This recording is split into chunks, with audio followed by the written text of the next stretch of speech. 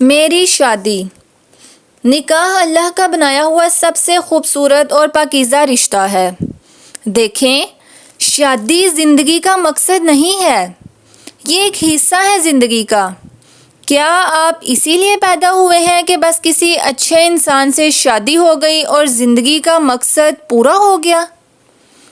اور اگر شادی میں تاخیر یا کوئی مس ہیپ ہو گیا یا کوئی پسند کا انسان نہ ملا تو اسے زندگی کا اینڈ ہی سمجھ لیا، خود کو ختم کر لیا، یا ناشکری اور ڈپریشن میں زندگی گزار دی؟ سوچئے، مومن تو ایسا نہیں ہوتا۔ مومن تو بڑے مقاصد کے لیے جینے والا ہوتا ہے، اس کی سوچ تو اس سے بہت آگے کی ہوتی ہے۔ پھر کیسے ہو سکتا ہے کہ وہ اسی سب میں الجھا رہے اور انہی فکروں میں خود کو گھلا دے، زندگی کو ضائع کر دے، اللہ سے شکوہ اور ناراضگی کا اظہار کرتا رہے؟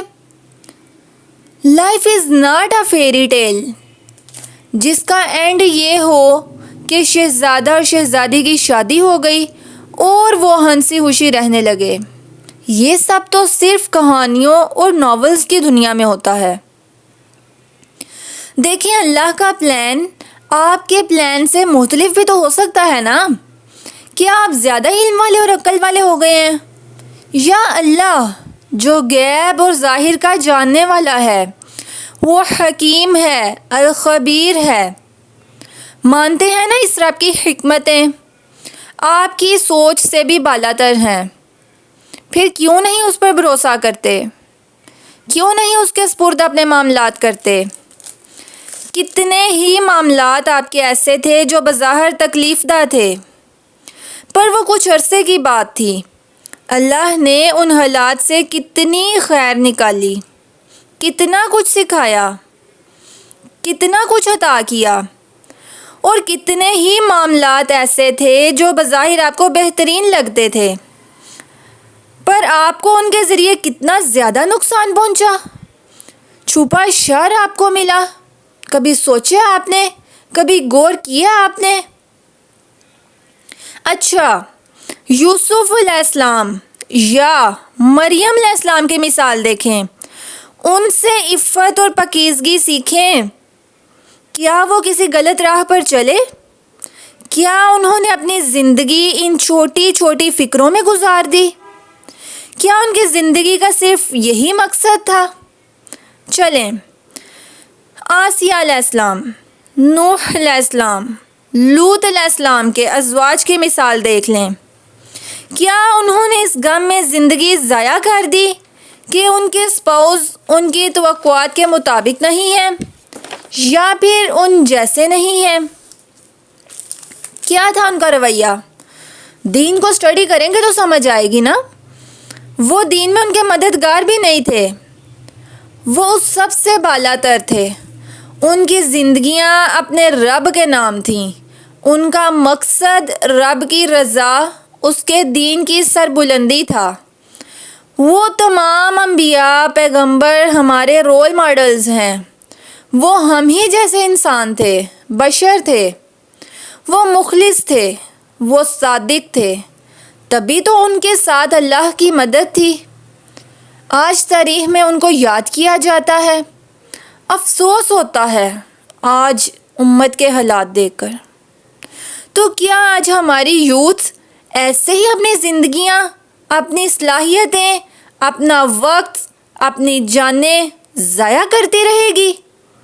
انہی فکروں میں دن رات گزارتی رہے گی اور مایوسی یا تکلیف سے یا ڈپریشن سے سوسائڈ کرتی رہے گی؟